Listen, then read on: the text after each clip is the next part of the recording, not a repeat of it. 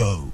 Wake up to a fresh morning. National Agenda, your number one morning show.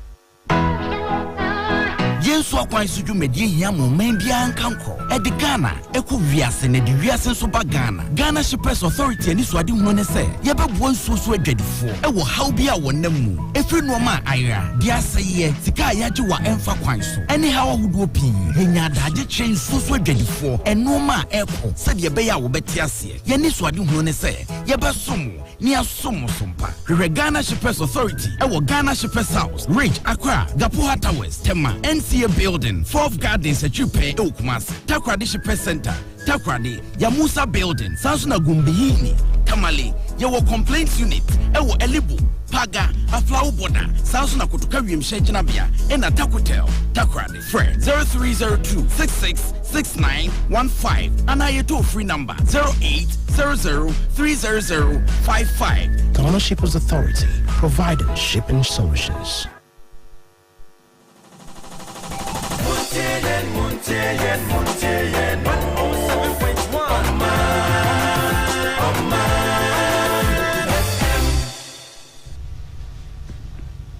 Grace-filled morning, a warm welcome to Maritime and Port News.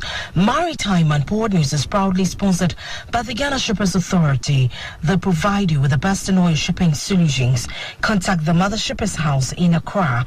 You can also join us live on YouTube on Omanfm and follow Maritime and Port News on Ash FM in Kumasi. My name is Boateng. In our stories this morning, aviation analyst Sain Mandeh says the continued imposition of air travel restrictions in different parts of the world will hamper the ability of Ghana's aviation sector to fully bounce back to pre-pandemic levels. Despite the strong performance of the domestic sector in 2021, international travel traffic is still underperforming. The Ministry of Foreign Affairs has recently outlined a number of stringent testing measures to convince the United Arab Emirates government to reconsider its decision and lift its travel restrictions on travelers from Ghana to the UAE, which was imposed at the end of last month. In an interview about the fortunes of the sector in 2022, Mr. Mandeh was confident the domestic aviation space will continue to thrive while international travel makes slow gains. According to him, even though we do not have full complement of relevant data, he thinks the domestic sector in Ghana bounced back extremely well in 2021, and it looks like Ghana has exceeded passenger level for 2019, and that shows that the domestic market was rebounded completely. The U.S. ambassador to Ghana, Stephanie Sullivan, has said there is the need for Ghanaian businesses to see the AfTA as a game changer for them to expand their business to better their lives. Speaking at the opening of a new office for American Chamber of Commerce, Stephanie Sullivan added that the AfTA Continental Free Trade Area Agreement would make Ghana the gateway to trade and investment in Africa. According to the ambassador, Ghana, being the host of AfTA Secretariat together with its growing middle class and stable political environment, was attracting more American investors looking for opportunities in Africa. Touching on the new ACHAM office, she said the office would help American investors and firms better understand the opportunities that AfTA offers. If you just join us, you're listening to Maritime and Port News. A project to expand part of the Suez Canal is expected to be completed after 2 years of work in July 2023. The chairman of the Suez Canal Authority said this on Sunday. The Suez Canal Authority SCA announced accelerated plans to extend a second channel of the canal and to enlarge an existing channel after the Evergreen container ship ran aground and blocked the waterway for 6 days last year.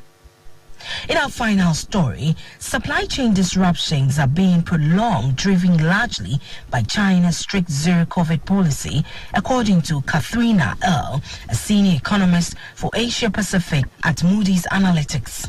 Now, the bottlenecks have lasted for about a year now, but are expected to materially ease in the early months of this year. Beijing has imposed a strict zero-COVID policy since the pandemic began in early 2020.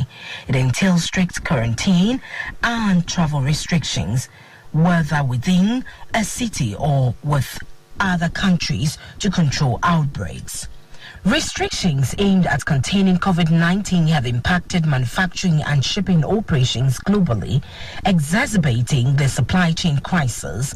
There have been renewed concerns that the highly infectious Omicron variant could also deal another blow to the shipping industry. Katharina L., a senior economist of the Asia Pacific, says China's zero-COVID policy really does increase the downside risk for material improvement in supply chain, adding there will be important ramification for inflation and also central bank policy making in the next couple of months. On this note, we'll wrap up this morning's edition of Maritime and Port News, proudly sponsored by the Ghana Shippers Authority. They provide you with the best in oil shipping solutions. You can contact them at the Shippers House in Accra. My name is Nanesi Boateng. You can follow me on Maritime and Port News on Omanfm on YouTube. And join us also same time tomorrow for another edition of Maritime and Port News. I am Nanesi Boateng. My producer, Kweko Boji. Have a great day. Yo, wake up to a fresh morning. National Agenda, your number one morning show.